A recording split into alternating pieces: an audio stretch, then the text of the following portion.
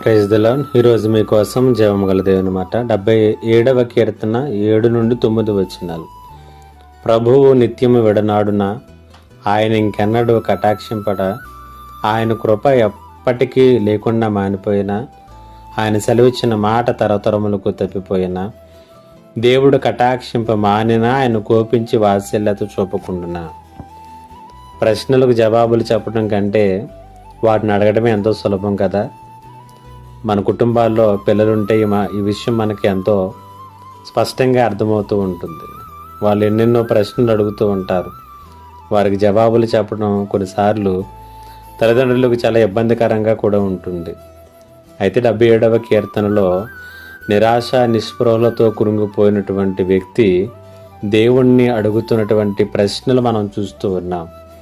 ప్రభువు నిత్యము విడనాడున, ఇంకెన్నడూ కటాక్షింపడ, ఆయన కృప లేకుండా మానిపోయిందా, ఆయన సెలవిచ్చిన మాట తప్పిపోయిందా, దేవుడు కటాక్షించకుండా మానివేశాడా, కోపించి దయ చూపించకుండా ఆయన ఉండేటటువంటి దేవుడా, ఇలాంటి ఎన్నెన్నో ప్రశ్నలు హృదయంలో కదులుతూ మెదులుతూ తీవ్రమైనటువంటి నిరాశలోనికి నెట్టివేశాయి.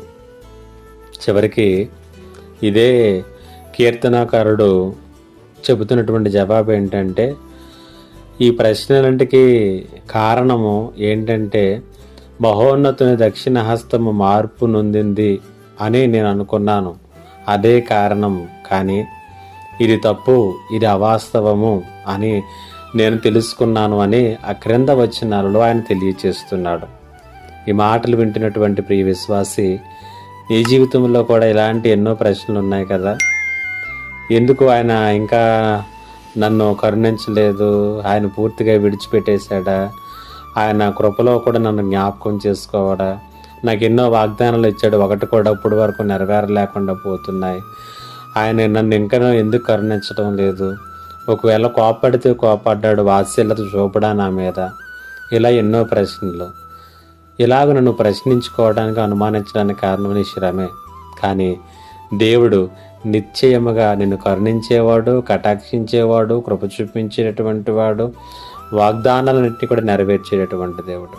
ఒకవేళ ఇలాంటి అనుమానాలతో నీ విశ్వాసంలో కురింగిపోయావేమో, ప్రార్థనా జీవితంలో దిగజారిపోయావేమో, మరలా నిన్ను నీవు లేవనెత్తుకో, మరలా లేచి నిలబడు, మరలా విశ్వాసాన్ని పట్టుకో.